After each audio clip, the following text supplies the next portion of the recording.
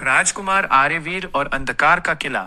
बहुत समय पहले अरावली की पहाड़ियों के बीच बसे एक समृद्ध राज्य सूर्यगढ़ में एक बहादुर राजकुमार रहता था, आर्यवीर।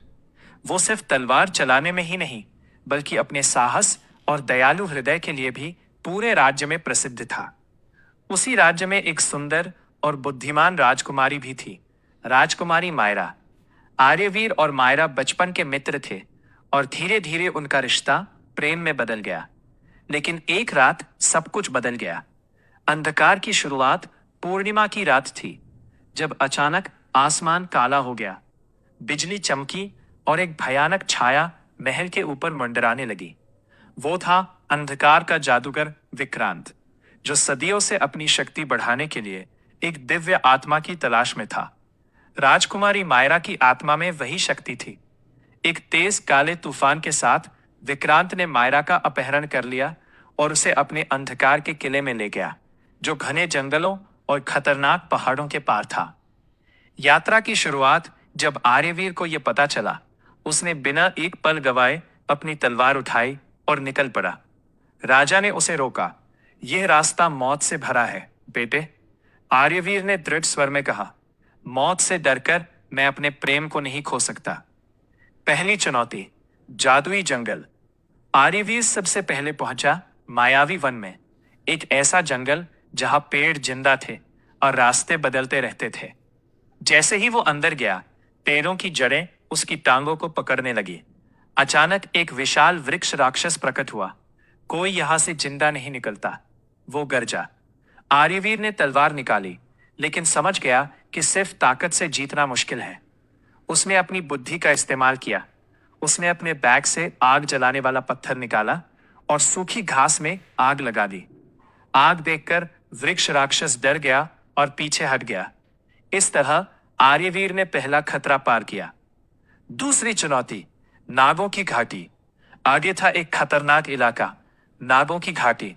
यहां जमीन हिलती थी और हर तरफ जहरीले सांप थे। अचानक एक विशाल काला नाग उसके सामने आ खड़ा हुआ। तुम यहां क्यों आए हो, मानव?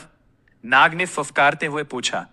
आर्यवीर ने बिना डर के कहा, मैं अपनी राजकुमारी को बचाने आया हूं। नाग ने कहा, अगर तुम्हारा दिल सच्चा है तो इस परीक्षा को पार करो। उसे एक पतली रस्सी पर चलकर घाटी पार करनी थी।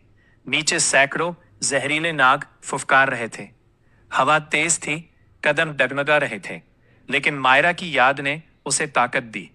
उसने आंखें बंद की और धीरे धीरे आगे बढ़ता गया। आखिरकार वो पार कर गया। नाग मुस्कुराया और बोला, तुम्हारा प्रेम सच्चा है। ये लो नागमणि, ये आगे तुम्हारी मदद करेगी। सप्पात तीसरी चुनौती, बर्फीला दानव। अब सामने था बर्फ से ढका पहाड़, जहां रहता था एक बर्फीला दानव। जैसे ही आर्यवीर ऊपर चढ़ने लगा, तूफान शुरू हो गया। अचानक दानव प्रकट हुआ, विशाल नीली आंखों वाला। उसने एक जोरदार हमला किया, जिससे आर्यवीर दूर जा गिरा। अब लड़ाई शुरू हुई।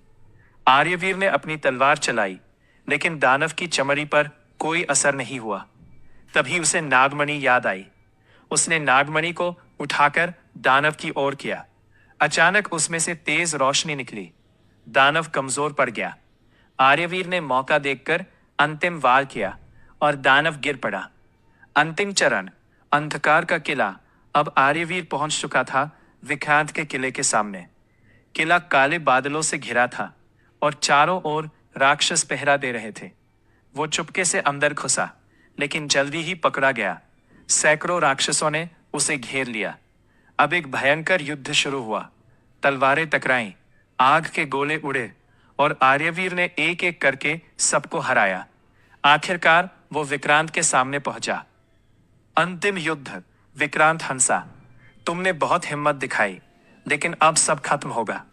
उसने काली जादुई शक्ति से हमला किया। आर्यवीर गिर पड़ा। उसकी ताकत खत्म हो रही थी। तभी उसने देखा, मायरा एक पिंजरे में कैद है। मायरा ने कहा, आर्यवीर तुम हार नहीं सकते। उसकी आवाज में विश्वास था। आर्यवीर उठ खड़ा हुआ। उसने पूरी ताकत से अंतिम हमला किया। तलवार और नागमणि की शक्ति एक साथ चमकी। एक जोरदार विस्फोट हुआ और विक्रांत खत्म हो गया।